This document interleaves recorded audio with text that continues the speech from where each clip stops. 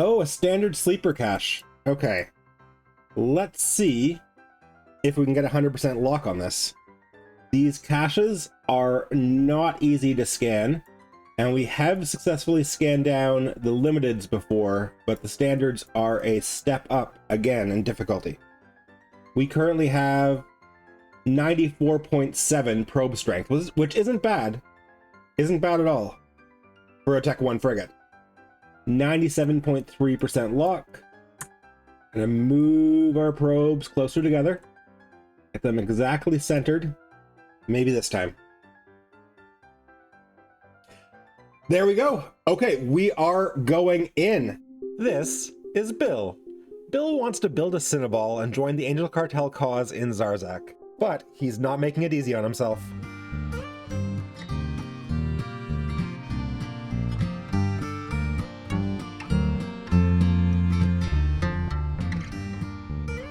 Now, we've run the limited sleeper cache before, and it is, as I said, dangerous. There are gas clouds, there are exploding containers, you can lose your ship, but it's possible to entirely run the limited sleeper cache in a Tech 1 frigate. No problem. The standard sleeper cache can also be 100% run in a Tech 1 frigate, but whereas if you do the limited sleeper cache perfectly, you'll take no damage at all. No matter what you do in the standard sleeper cache, you're going to take some damage. And if you fail a couple of hacks, and they're hard hacks, then things get real hairy real fast. So we may not be able to complete this with our Data Analyzer 1, but we're going to give it a solid go. Before we go in there, though, we're going to need a new fit. So it's time to launch our mobile depot.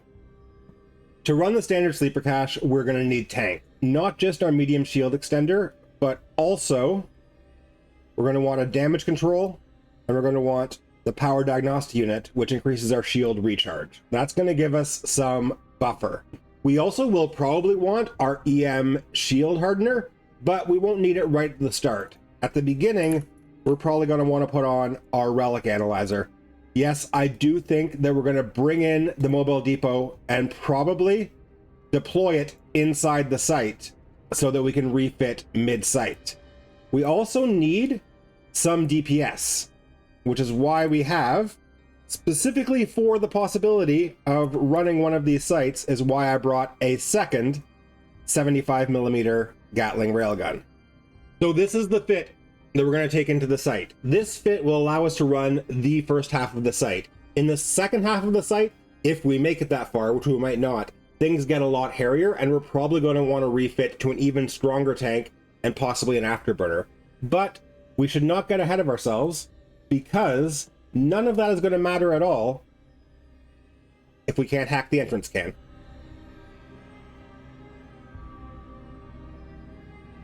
Just like the limited sleeper cache, when you warp to the entrance of a standard sleeper cache, you will see a hyperflux generator, a hackable can. It is a hard hack, and you need to use your data analyzer. You have all the time that you need to do this hack, you know, aside from the fact that people might jump in the system and scan you down. There's no time limit inherent to the site on the first hack. But if you fail the first hack, a timer starts, and then you only have 2 minutes to make your second attempt, or else the site despawns. So on your first attempt, be careful. Okay, this is already interesting because we know now that the system core is in one of these 4 squares. However, with our only 25 virus strength, taking this guy out is going to leave us too injured to actually defeat the core. So we need to find a utility first. There we go. Easy game. Success! It seems the enigmatic hyperflux generator creates a small wormhole-like rift, but what lies beyond? What lies beyond is an opportunity for us to get rather a lot of ISK. The storage depots inside the standard sleeper cache are of a much higher quality than the ones we find in the limited sleeper cache, and it's not at all unusual to find a wealth of sleeper data libraries in here, in addition to the other loot that you can find. So you can see here, here's what I was talking about. The site is basically broken up into 3 regions. There's the front region where we are now, which has 5 different hackable cans and 2 storage containers. I'll talk about those in a minute. There's the central region, which has just the remote defense grid unit. And then there's the back region, which has a remote defense grid unit, 3 sentry towers, which are going to be real problems for us. They do a fair bit of damage, not easy for a Tech 1 frigate to tank. And then this weird structure, which you can't see anything in it now, but it's actually where almost all the loot in the site is hidden. However, there is a little bit of loot right near the entrance. Mangled storage depot, dented storage depot, mangled storage depot. We're gonna hack 2 of these straight away, because then with the loot from them, if we screw up the rest of the site and the alarm sounds and we need to bolt, we'll have something to show for it. However, where we've landed, you can see 2 of these depots are pretty close, 8 kilometers, 14 kilometers, and 1 is twice as far away, 26 kilometers. This further storage depot is actually a site trigger, and you do not want to hack this can until you're done with the rest of the site. So we're very carefully going to go to this can and this can and hack them before we do anything else. Lock in some rewards. Now, just like in the limited sleeper cache, the actual treasure cans, the storage depots with the loot in them, need the relic analyzer, and similarly, there's no time limit, and you have as many attempts as you need. So right now, with nothing else going on in the site, there's actually no chance of us failing to open these containers. Unlike the cans in regular data and relic sites, if you fail multiple times, these cans won't blow up. They'll just sit here and be like, yep, try again, try again. But first try, we got a large blaster. The loot in these sites can be quite random sometimes. On to the dented storage depot.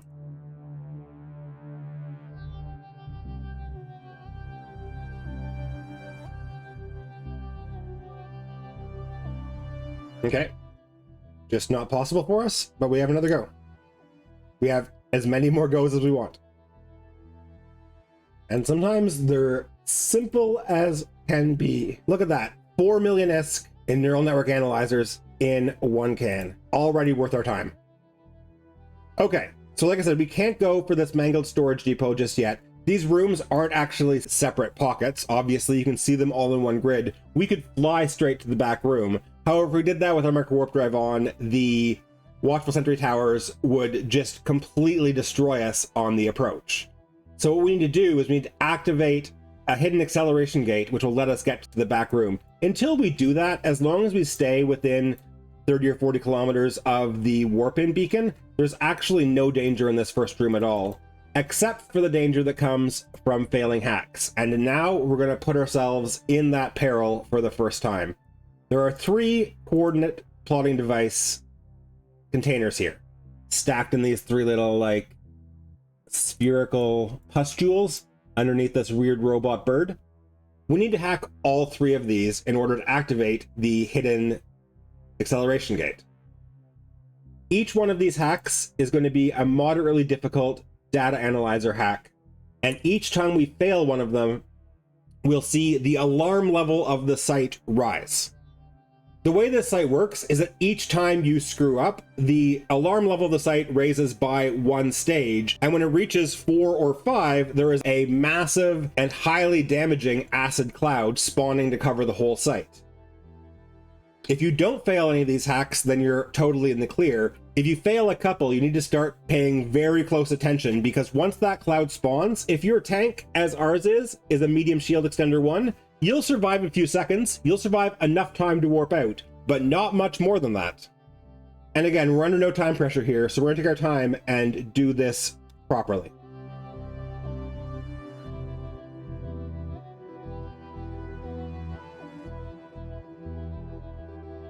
Okay, in local, you can see it says, you have retrieved a coordinate plot and stored it in your cargo hold. It's a weird little bit of loot. X-axis calibration. We're going to need the Y-axis and the Z-axis as well in order to activate that hidden gate.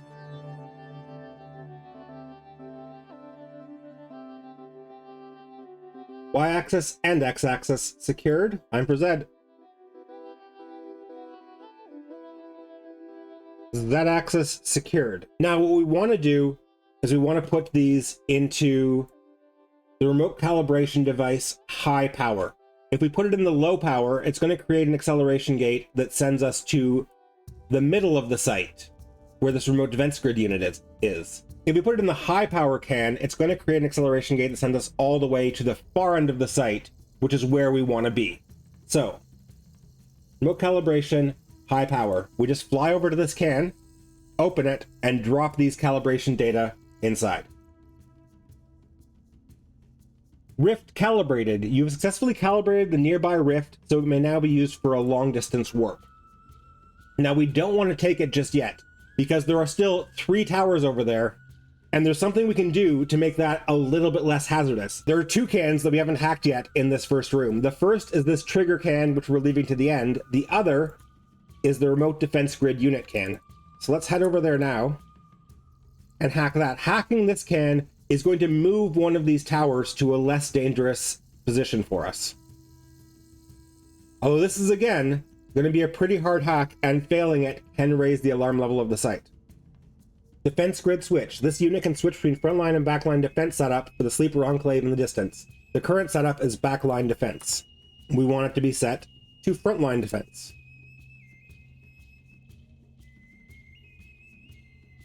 A sentry gun in close proximity to the sleeper enclave in the distance has become inactive, but another closer to you has become active. So now there are 2 guns at the back, and there's 1 in the middle room, which is fine. If we complete the whole site, we're going to deal with all 3 of these guns, but now we only have to deal with a maximum of 2 of them at a time.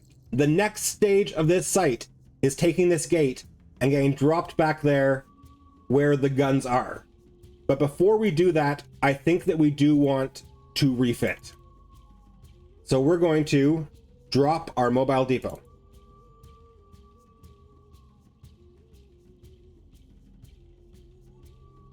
Now we are still going to need our data analyzer in the back room, but not our relic analyzer. So we can put on our EM hardener, and we're also going to swap our microwarp drive for our afterburner so that we can speed and sig tank those towers. Scoop the mobile depot. And let's take the gate. Here's where things get hairy. But so far, so good.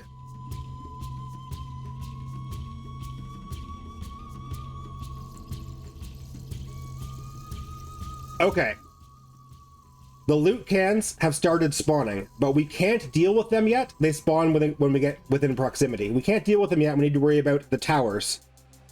So what we need to do is we need to hack this remote... Oops, I shouldn't have been talking. We need to hack the remote defense grid can.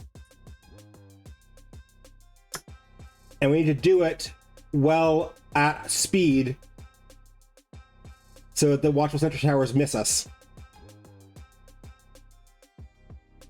Man, that first shot taking all of our shields.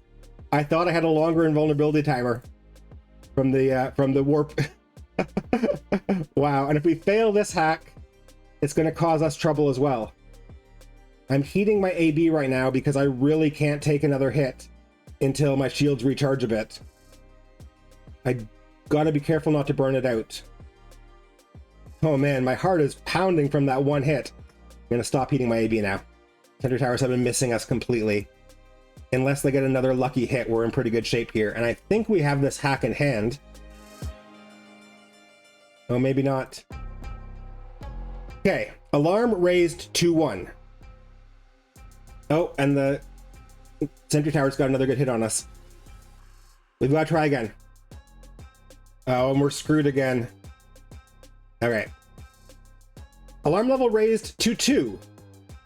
It can raise to 3 safely. Above 3, if it raises to 4 or 5, is when you start to be in risk of the whole site exploding on you.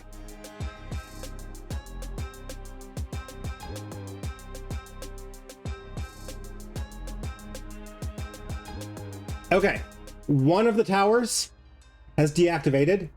The other tower we're going to need to actually deal with ourselves, which is going to require sort of manually piloting over to it. to this tower, its tracking is very, very bad. And we just have to kill it, which is why we need the guns, and we're also going to use our drones. Now that we're close, we can orbit it at the optimal range of our railguns. And it'll take a minute. It'll take a minute for a probe to take down this tower, but take it down, we will. Now you can see the tower that despawned from this remote defense grid unit appeared not in the center of the site, but way off to the side where it's going to be essentially irrelevant to us. So we've taken it out of action completely. So what I was going to say about the towers when I first took the gate into this back room was that their tracking is bad. If you orbit the remote defense grid can, they'll get occasional lucky hits on you, but your shield should be enough to withstand one lucky hit and then recharge before a second lucky hit happens. But if you are sitting totally stationary and they just get a full tracking wrecking blow on you, your shield is gone in one hit, and then a second hit and your ship is gone.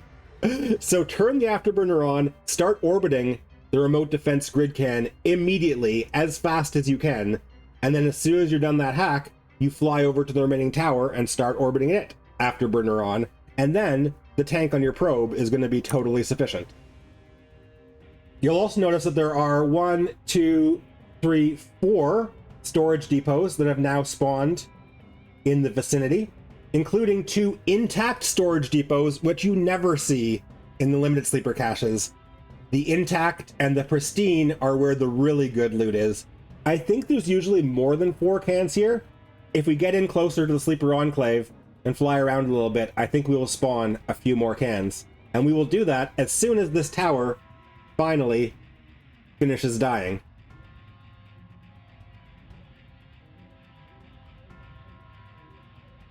This is the source of all of our troubles right here. Vigilant Sentry Tower. And it is no more.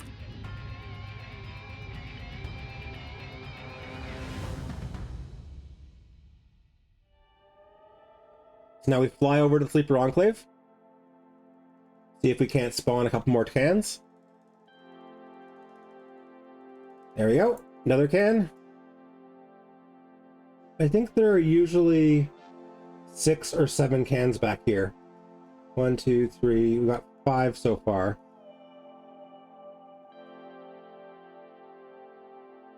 Oh, I think we can actually see them. There we go. This thing up here. Impenetrable storage depot. Okay. We need to just fly to the impenetrable storage depots. And that looks like all of them identified now. Okay, before we can hack them, they are relic hacks. We're going to need to once again launch our mobile depot. And we want to keep our tank because pretty soon we're going to be dealing with that other tower. And there's no more data cans that we need to hack, at least not immediately. But for now, relic analyzer, let's get our loot. I'm going to start at the intact storage depots just because in case somebody in a T3 cruiser or something scans down this site, I want to get the good loot first in case I need to bail. These are relic hacks. They'll be relatively hard ones, but we can do them as many times as we need to.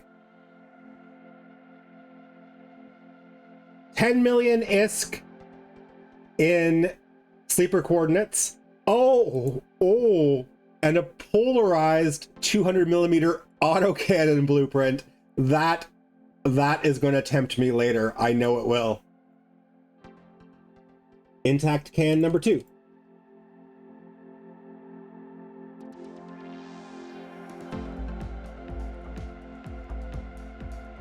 Yeah, there's nothing we can do here. There's no more hidden utilities.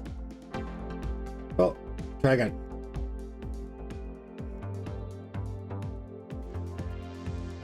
$2 million? Dented it is. Mangled is the worst can, then dented, then intact, and then there are also pristine cans, although we have not yet seen one.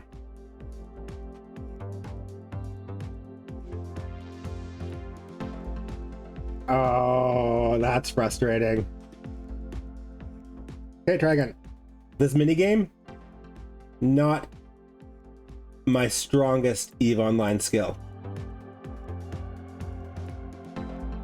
This is like my 5th attempt to hack this can. Like I said, you have as many as you need, and sometimes I'm very grateful for it. There we go. 16 million ISK in data libraries.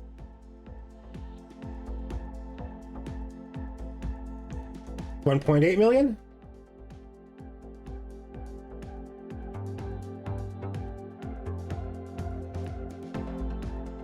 Oh, this is a blueprint for a storyline module. These are usually basically Tech 2 quality, but easier to fit. Sometimes they're actually strict improvements on Tech 2. These modules are very, very good, very useful. And the blueprints can only be gotten in Cosmos, which we can't do because it's mostly high sec, or in sleeper caches. I don't think we're likely to build this, but what it takes to build this really good medium shield booster is exactly these kinds of things from the data and relic sites that we've been putting in our trash container. So we might take a peek in our trash container when we get home. And this can also had 33 million ISK in sleeper data libraries in it. One more can.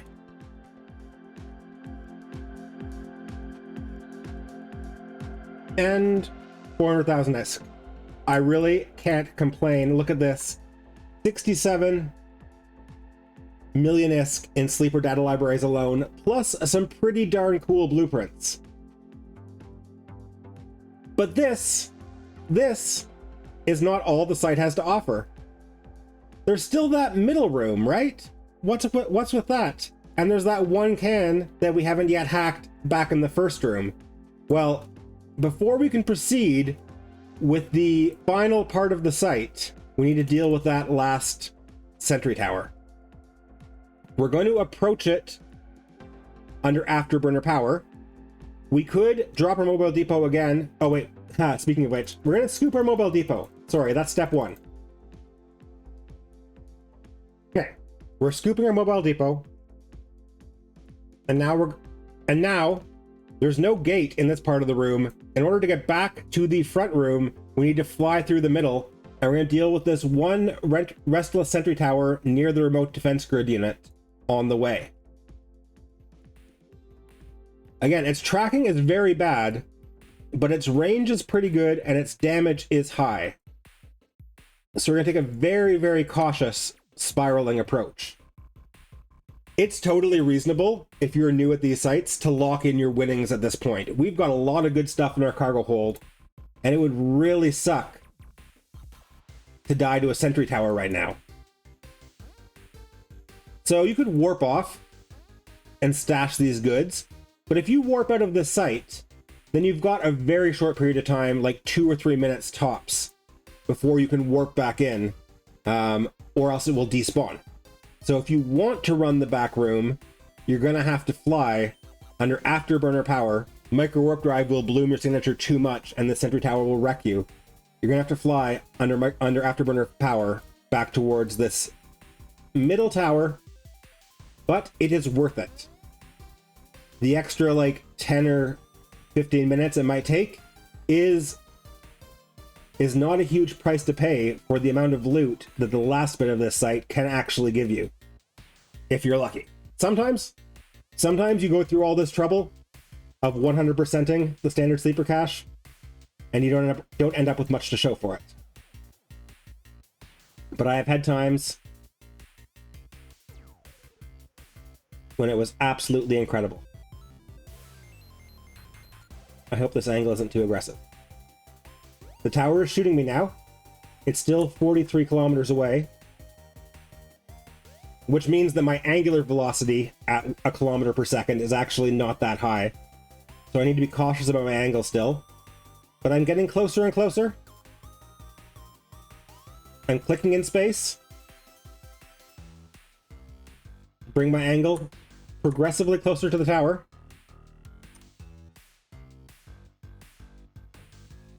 And now that I'm within like 10 kilometers of it, it's basically not going to be able to hit me.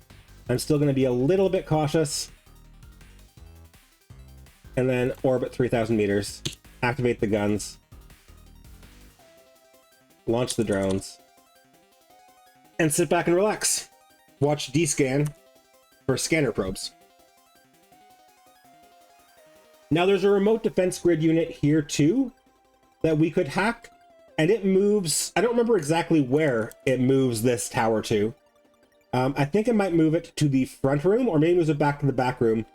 Regardless, I don't want to hack the remote defense grid unit here, because I can just kill this tower with my guns and drones. That will work 100% of the time. It'll take a little bit longer, but this tower will go down in that way. And if I fail a hack on this remote defense grid unit, it'll raise the alarm level of the site by 1 more. So I would rather take the 5 minutes to kill this tower the hard way than risk raising the alarm level again.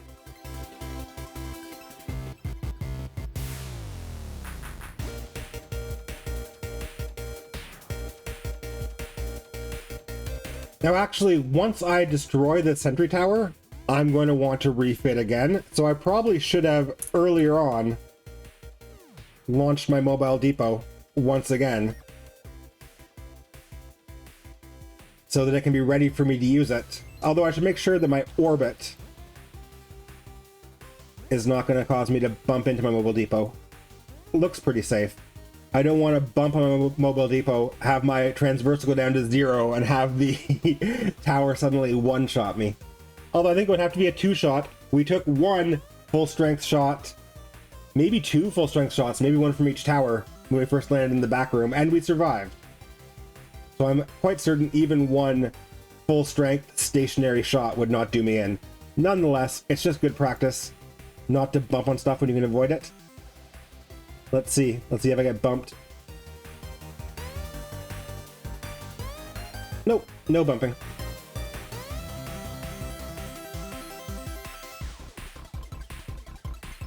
And the tower's dead. Over to the depot. Come back, drones. Great work. Great work, little drones. Now, for the last portion of the site, we are going to need both a relic analyzer and a data analyzer, although we can't remove our shield hardener until we turn it off first. We're also going to put back on the micro warp drive. We also can't remove our afterburner while it's still active. So the switch here is shield hardener for data analyzer, afterburner for micro warp drive. The micro warp drive will let us get back to the first room faster, but we also may need it to flee if we activate the corrosive cloud. Activating the corrosive cloud at this stage is not the end of the site.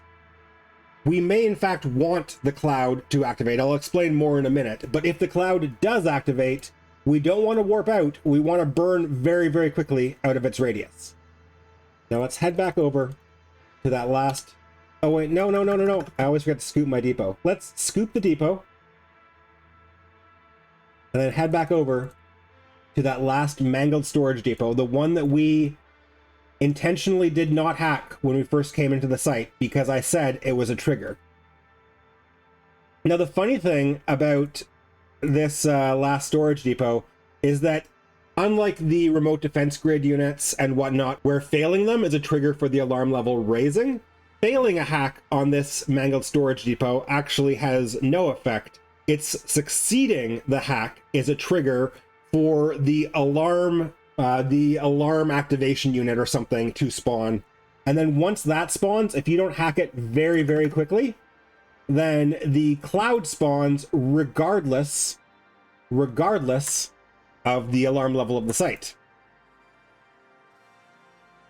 So the site has not been running on any sort of timers so far. It's been running on that slowly increasing alarm stage that we have control over and we can monitor. As soon as you successfully hack this can, the site starts counting down on a very aggressive timer. And that's why we've left it for last. But let's hack it now. Not only will it trigger the final bit of the site, it also has loot in it. Okay. So now we have to be ready I've got the micro warp drive already running.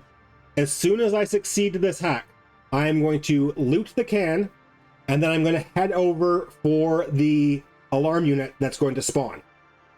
I have about 60 seconds to hack that alarm unit, and if I fail, then the alarm goes to maximum and I need to get out of dodge. So you're going to watch me kill this core, loot this can, fly over and do a very aggressive and reckless hack as fast as I can, and then bolt if I don't immediately succeed. Get the loot.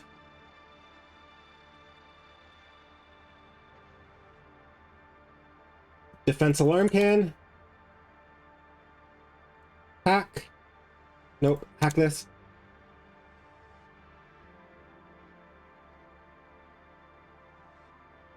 It's a very hard hack. Basically, I'm just hoping to straight up find the can. I failed. I gotta go straight up. Get out of here, get out of here. Time to abort. One hack. Alarm will sound in 30 seconds. Now, in fact, in 30 seconds, that crazy corrosive cloud is going to spawn. We need to be about 100 kilometers away from the site. I'm actually going to heat my micro warp drive for a couple of cycles just to make sure that we get enough distance. 10 seconds. Here come the clouds.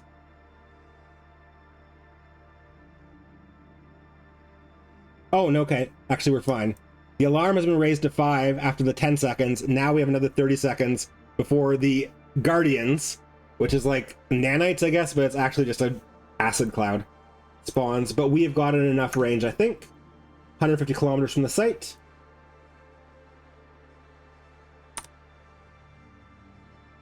Oh, and I burned out my shield extender. Thankfully, I did not burn out my relic analyzer. Okay. The aggressive clouds, the acid clouds have spawned. I need to be extremely careful, given that my shield extender is burnt out. I'd forgotten that there were actually 2 timers rather than just 1.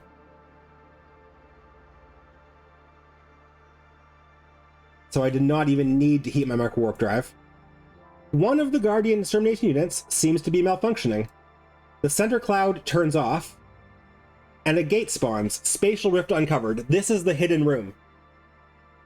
The hidden room becomes active after the alarm goes off and the clouds spawn. You can still get the hidden room if the alarm triggers earlier in the site while you're running it. If you screw the site up, you can still get the hidden room. Now we have to fly down, careful not to touch these clouds at all on the way down.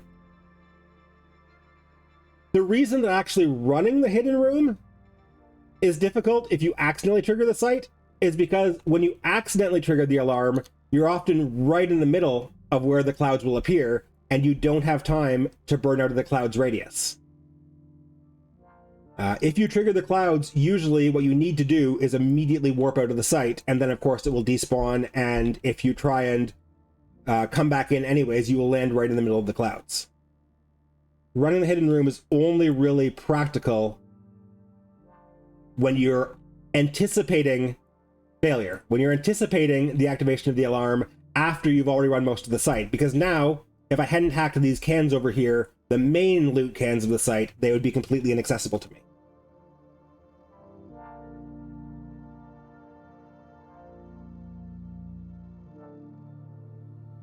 Keep my distance from those clouds. Now, once I go through this rift, I'm going to land on a different grid in a secret pocket, which has more high-value cans in it. But they're going to only last for a few minutes before they despawn. I'm going to talk you through it now, because once I'm in there, I'm going to be putting all of my focus on actually hacking the cans. Oh, okay, never mind. I'm going to stop talking, because the Hecate is combat scanner probing me. Okay, yeah, sorry. We need to hack the remote defense grid unit. Okay. The Hecate has stopped combat scanning probing.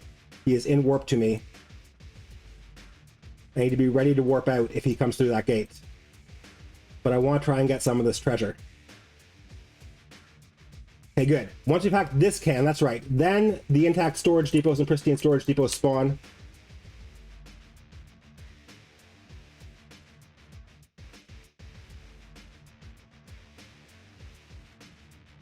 Decades within 1 AU. Timer is running low. He's going to have to, if he wants to come to me, he's going to have to fly around those clouds. Like I did.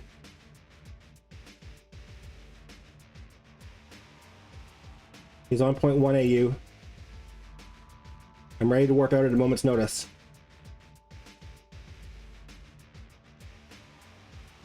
Oh. Too stressed by the Hecate to hack properly.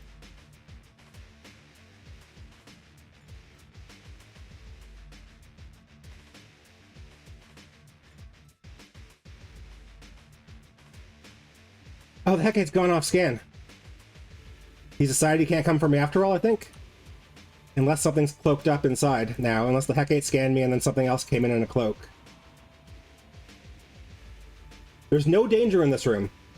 There's no danger in this room. Just a timer to see how many cans you get.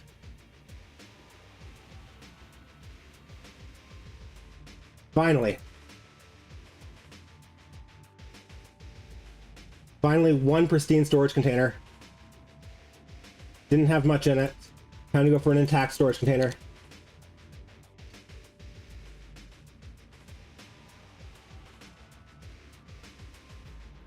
Okay, intact storage unit, hack. When the site runs out of time, it just despawns. It doesn't explode or anything. Hecate is on short scan again. He may have refit to let work over something. This hack's not working. One more try and I'm gonna get out of here.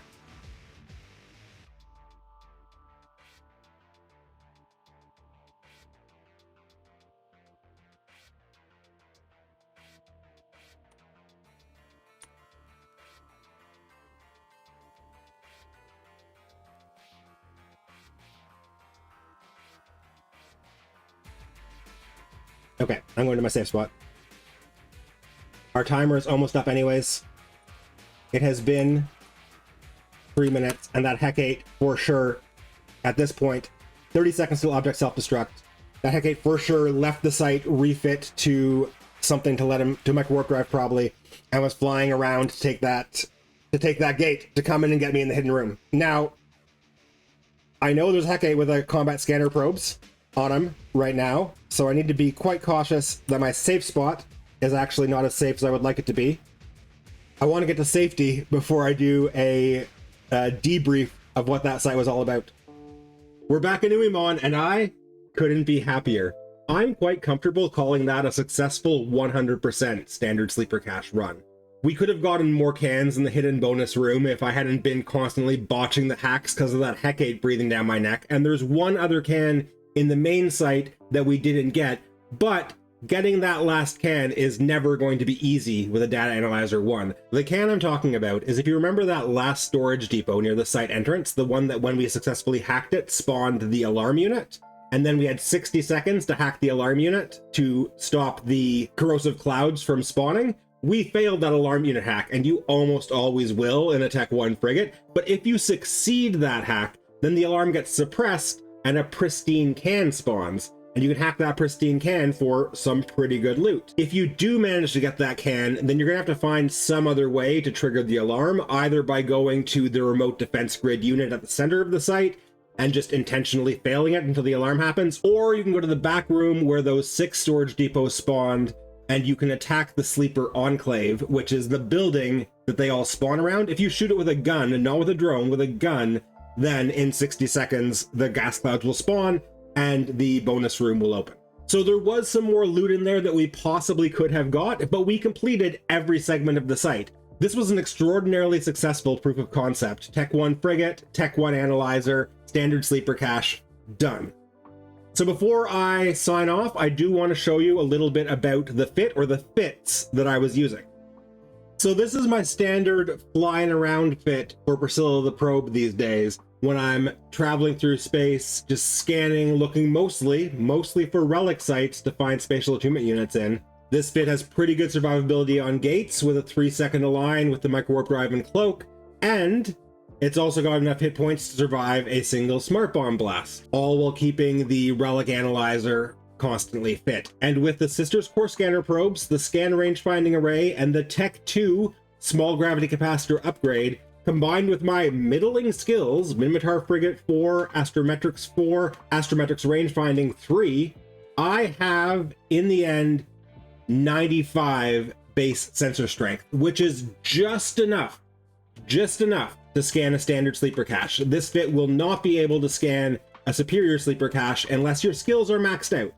Now, this is the fit I'm flying around with, but when I fly Priscilla through space, I also have stuff in the cargo hold. Stuff that looks like this. Everything in this hold is there for a reason.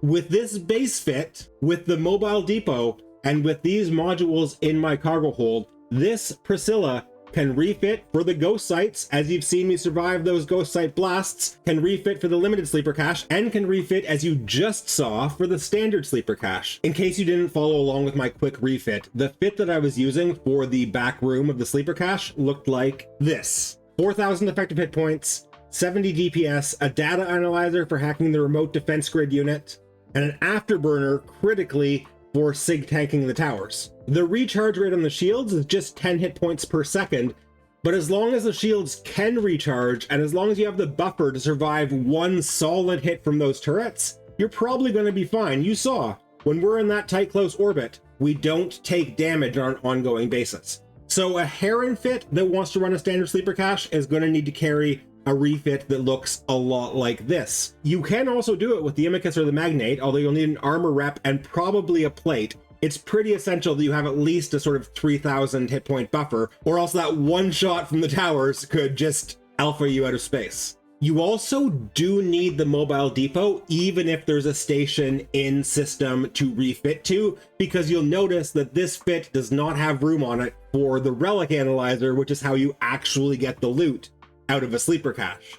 You need to be able to deploy your mobile depot in the site to switch your analyzers, and also to switch between afterburner and micro warp drive if you don't want to spend a million years flying from one part of the site to the next. I put this standard sleeper cache fit together in Pyfa a while ago, and I've been hauling it around just for the day that we found this site, because I knew that there was so much good stuff to be found in there. The star of the show, obviously, is 76 million ISK in sleeper data libraries that can be sold directly to NPCs.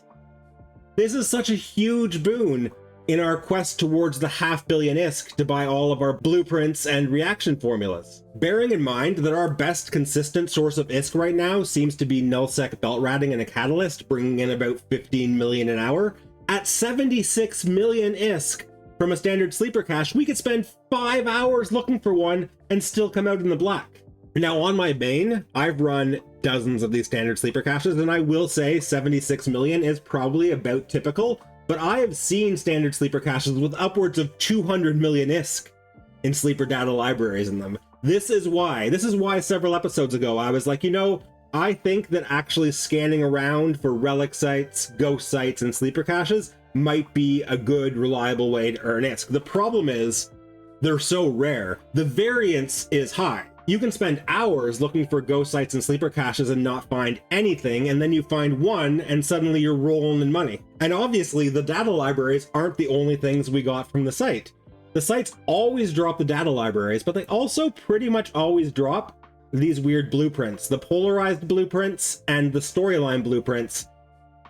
These blueprints are very hard to build, and I'm not sure that we're going to build any of them, but I will say this polarized small autocannon blueprint and this storyline medium shield booster blueprint, they are intriguing enough for our run that I'm not going to forget about them. The sleeper caches also drop things like the isotropic deposition and the Takmal lens and the rams. These are things that you actually use to build out these weird blueprints the sites drop, although the rams will also be useful for us in building Tech 2 modules. And Though the data libraries, the weird blueprints, and the weird blueprint components are the primary loot from the sleeper caches, at low probability, the sleeper cache loot table seems to contain pretty much everything else. Some of these modules are decently valuable. These specific modules that we got, we're not going to use for anything, but note that we got heat sinks for lasers, we got blasters, we got missiles, and we got artillery. What's relevant here is that the sleeper cache loot table is not tied to any of the Empire races. It's not tied to any of the pirate factions. You never know what you're gonna get in here, and sometimes you can get some pretty exciting surprises. Frankly, it makes me want to get right back out there, fly around the forge, and see if we can't find another. Oh, and as for what we're doing back in the forge again in the first place, you're gonna have to wait till next episode to find out about that.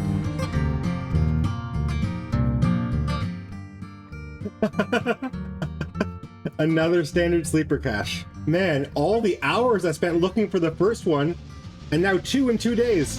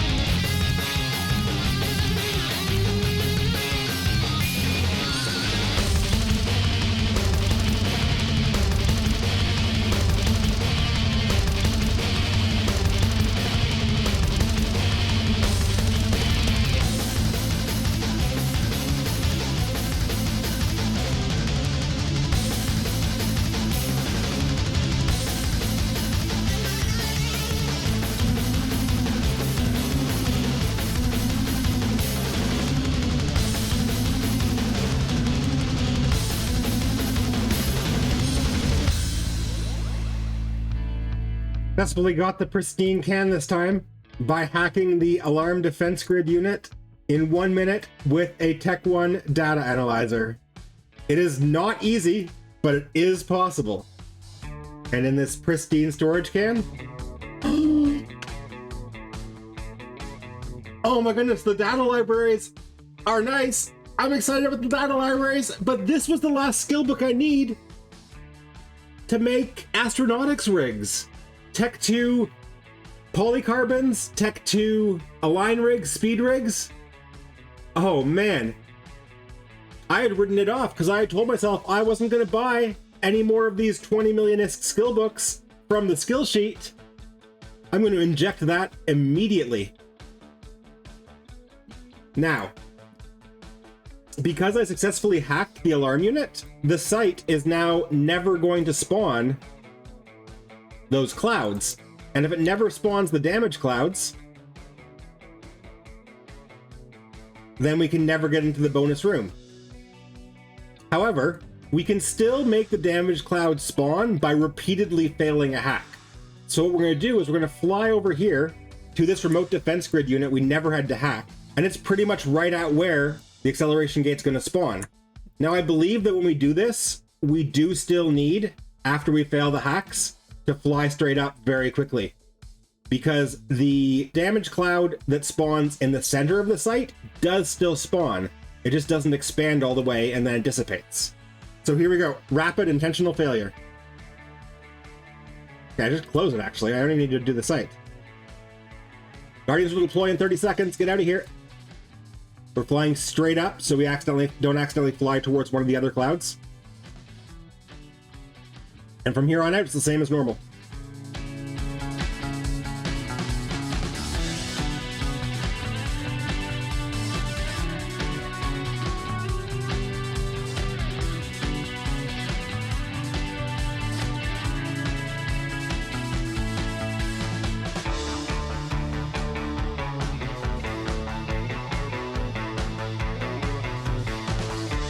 Oh. Still pretty good. Not bad at all.